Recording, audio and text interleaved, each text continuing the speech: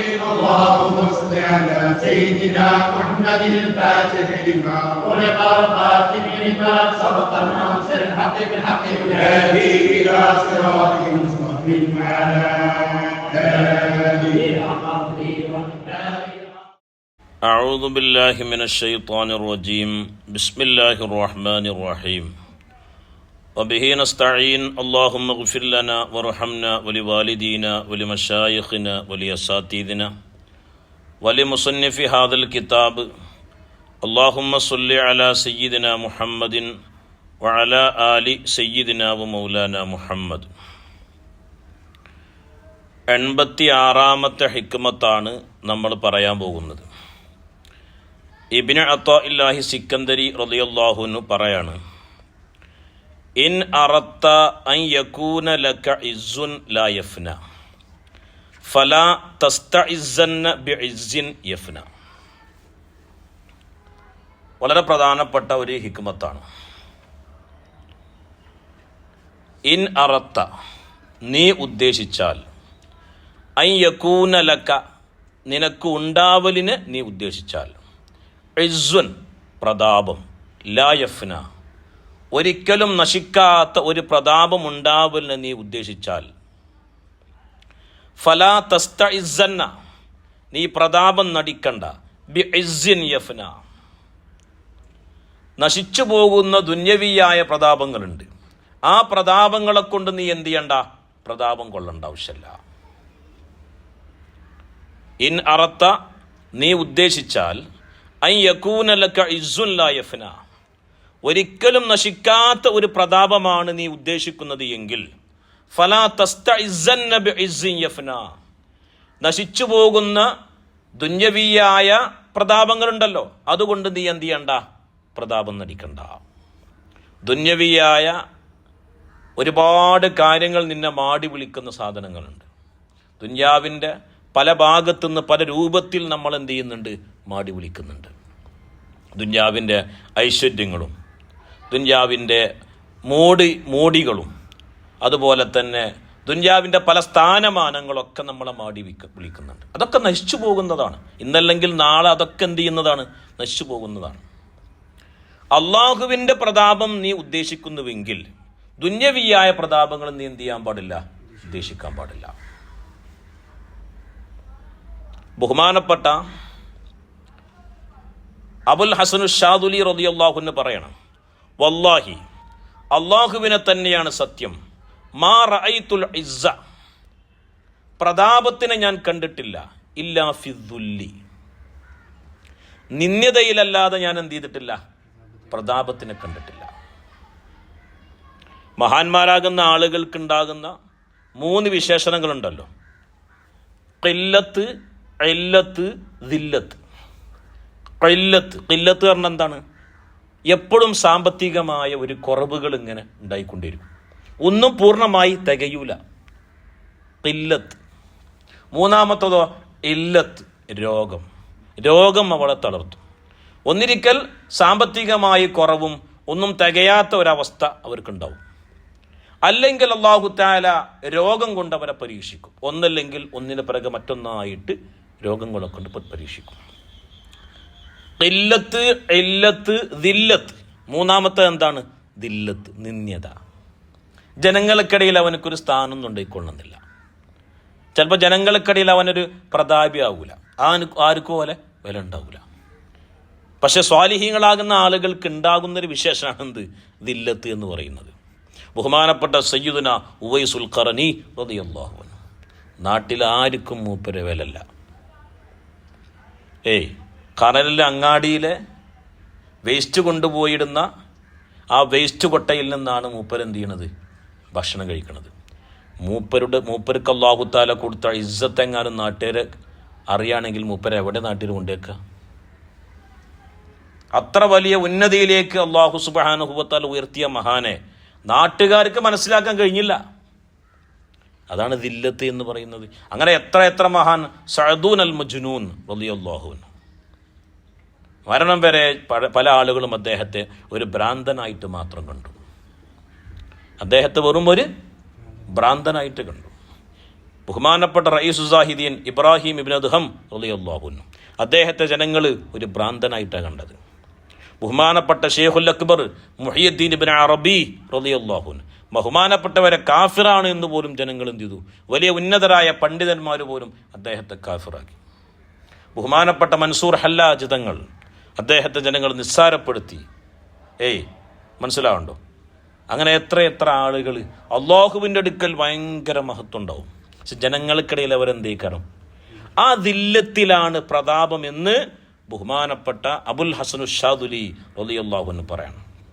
ബഹുമാനപ്പെട്ട അല്ലാമ ഇബ്നു അറബി റളിയല്ലാഹു അൻഹു പറയുന്നു, വഅന അഖൂൽ, ഞാൻ പറയുന്നു, വല്ലാഹി അല്ലാഹുവിനെ തന്നെയാണ് സത്യം, മാ റഅയ്തു ദുല്ല, നിസ്സാരതയെ ഞാൻ കണ്ടിട്ടില്ല, ഇല്ലാ ഫിൽ ഫഖർ, ഫഖറിലല്ലാതെ ഞാൻ എന്ത് ചെയ്തിട്ടില്ല? നിസ്സാരതയെ എന്ത് ചെയ്തിട്ടില്ല? കണ്ടിട്ടില്ല. അതായത് അല്ലാഹു സുബ്ഹാനഹു വ തആല അല്ലാതെ ഇതിൻ്റെയൊക്കെ അവകാശികൾ അല്ലാഹു തആല മാത്രമാണ് എന്ന് ഹൃദയം കൊണ്ട് ബോധ്യമാകുന്നൊരവസ്ഥ ഉണ്ട്. ഇപ്പോൾ ഇവിടെ ഇരിക്കുന്ന നമുക്കൊക്കെ അറിയാം അതൊക്കെ അള്ളാൻ്റെ തന്നെയാണെന്ന്. പക്ഷെ അത് ഹൃദയബോധ്യത്തിലൂടെ നമ്മൾ എന്ത് ചെയ്തിട്ടില്ല? ആരും മനസ്സിലാക്കിയിട്ടില്ല. ഹൃദയബോധ്യം എന്ന് പറയുന്നൊരു ബോധ്യം വേറുണ്ട്. നമ്മൾ പലപ്പോഴും ഈ വിഷയം പ്രസംഗിക്കുന്ന സമയത്ത് പല ആൾക്കാരും പറയലുണ്ട്, നിങ്ങൾ പറഞ്ഞതൊക്കെ ഞങ്ങൾ അംഗീകരിക്കുന്ന ആൾക്കാർ തന്നെയാണ്. ആ അംഗീകാരമല്ല, ഒരു എത്തിഖാദും ബിൽ ഖൽബുണ്ട്, ഹൃദയം അറിഞ്ഞുകൊണ്ടുള്ളൊരു വിശ്വാസമുണ്ട്, ഹൃദയം കൊണ്ട് ഇതൊക്കെ അനുഭവിക്കാനുള്ളൊരു കഴിവ്.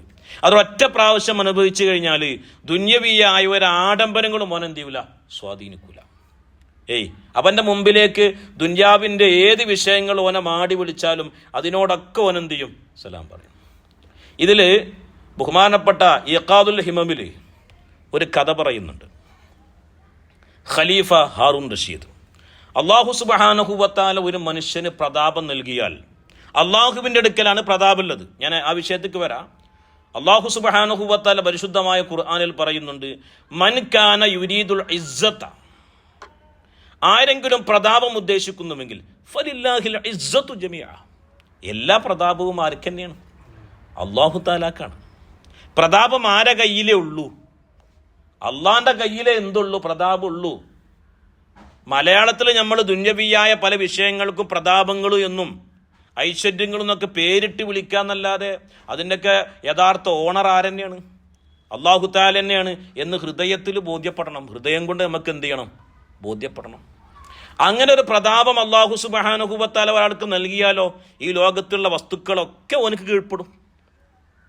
ബഹുമാനപ്പെട്ട സയ്യിദി സ്വലാഹുദ്ദീൻ തിജാനി അൽ ഹസനി റളിയല്ലാഹു അൻഹു പറയുന്നുണ്ട്, ഇന്ന ഹബ്ബ റബ്ബുക, നിന്റെ റബ്ബെങ്ങാണ് നിന്നെ ഇഷ്ടപ്പെട്ടുണ്ടല്ലോ, അഹബ്ബക അഹ്ലുൽ അർളി വസ്സമായി, ഈ ലോകത്തുള്ള ആകാശങ്ങളും ഭൂമികളും, വതഅകൽ ജിന്നു വൽ ഇൻസു വൽ മാഉ വൽ ഹവാ, ജിന്നുകളും മിൻസുകളും കാറ്റും വെള്ളവും ലോകത്തെ എന്തൊക്കെ വസ്തുക്കൾ അല്ലാഹു തആല സംവിധാനിച്ചിട്ടുണ്ടോ ഈ വസ്തുക്കളൊക്കെ നിനക്ക് എന്ത് ചെയ്യും? കീഴ്പ്പെടും. ഈ വസ്തുക്കളൊക്കെ നിനക്ക് കീഴ്പ്പെടും. ആ ഒരവസ്ഥയിലേക്കൊരു മനുഷ്യൻ എന്ത് ചെയ്യും? എത്തും. അതിനെന്ത് വേണം? അള്ളാഹുവിൻ്റെ പ്രതാപം മാത്രം അവൻ കരുതണം. ഒരിക്കലും നശിക്കാത്ത അള്ളാഹുവിൻ്റെ പ്രതാപമാണ് ഒരാൾ ഉദ്ദേശിക്കുന്നത് എങ്കിൽ ദുന്യവിയായ പ്രതാപങ്ങളിലേക്ക് അവൻ എന്ത് ചെയ്യാൻ പാടില്ല? അവൻ്റെ കണ്ണു പോകാൻ പാടില്ല. അള്ളാഹുവിൻ്റെ പ്രതാപമാണ് ഉദ്ദേശിക്കുന്നതെങ്കിൽ ദുന്യാവിലേക്ക് പോകാൻ പാടില്ല. അപ്പോൾ ബഹുമാനപ്പെട്ട ഖലീഫ ഹാറൂൻ റഷീദ്, അദ്ദേഹം സത്യത്തിൽ ഒരു അത്ര മോശക്കാരനായ ആളൊന്നുമല്ല. ഹാറൂൻ റഷീദ് എന്ന് പറഞ്ഞ ആള് ഒരു മഹാനായ വ്യക്തി തന്നെയാണ്. പക്ഷെ അദ്ദേഹം ഖലീഫയാണ്. അദ്ദേഹത്തെ ഒരാൾ ഉപദേശിച്ചു. അപ്പം നല്ല ഉന്നതമായൊരു സ്റ്റേജിൽ നിൽക്കുന്ന ഒരാളെ താഴേക്കിടയിലുള്ള ഒരാൾ ഉപദേശിച്ചാൽ ചിലപ്പോൾ ആ ഉപദേശങ്ങൾക്ക് ഇഷ്ടപ്പെടില്ല.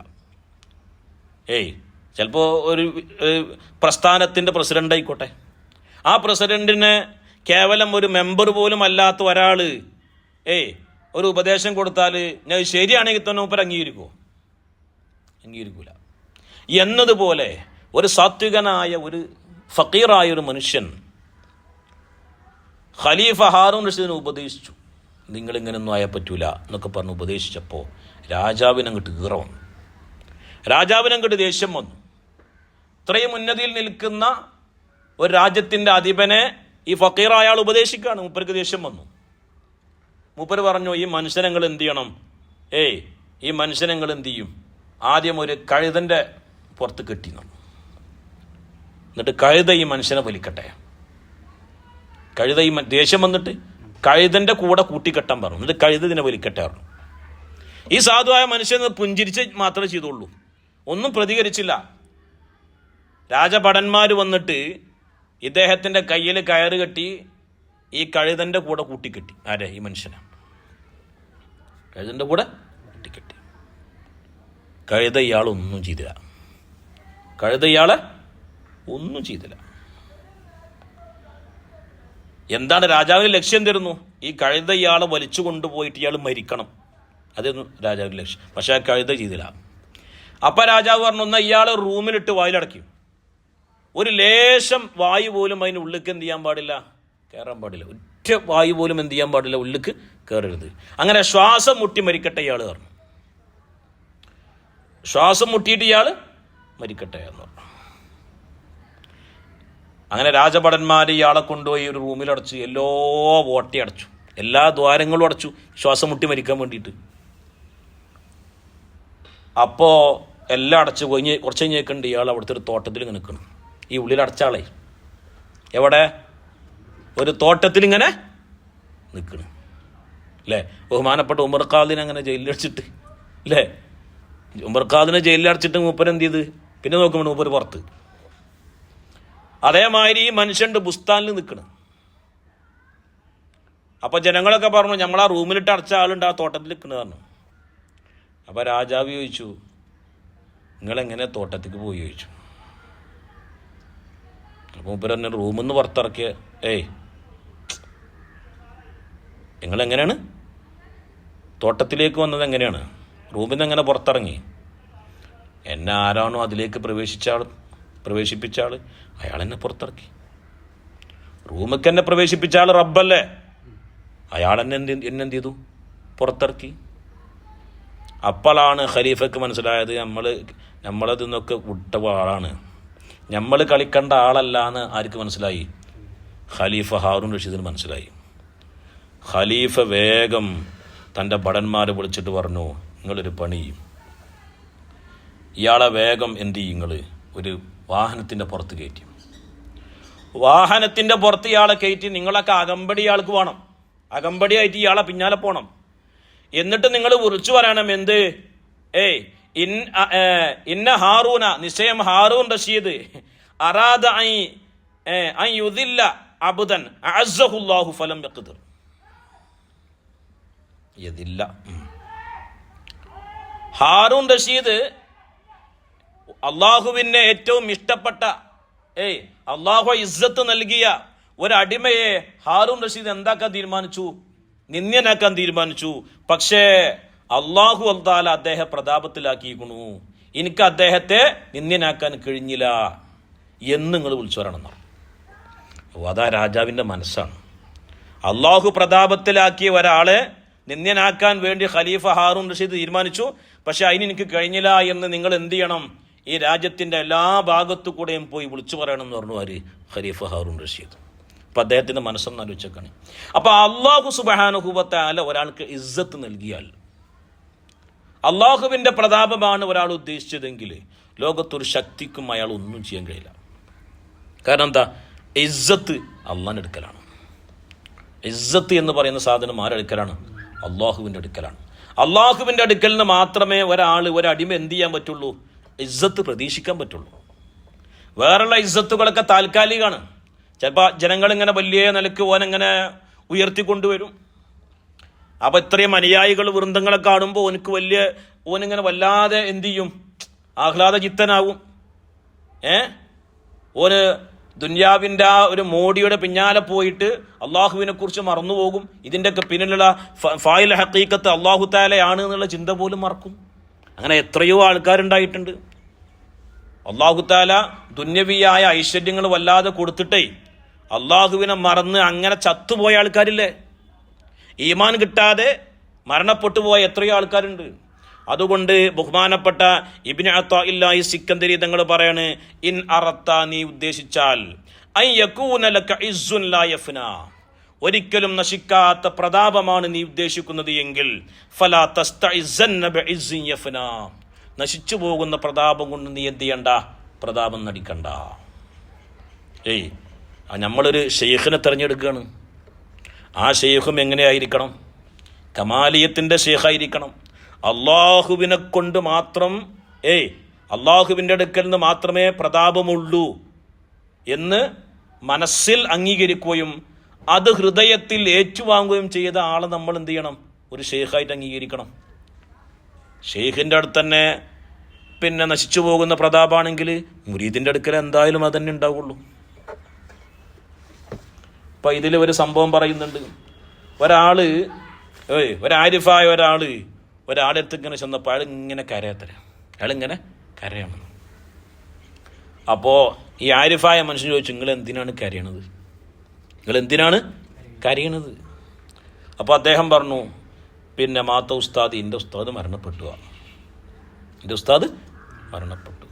ഫഖാല ലഹു, അപ്പോൾ അദ്ദേഹം ഈ ആരിഫായ മനുഷ്യൻ പറഞ്ഞു, വലിമ ജഅൽത, നീ എന്തിനാണ് ചങ്ങായി മരിച്ചു പോണ ആൾക്കാരെ ഉസ്താദന്മാരാക്കണത്?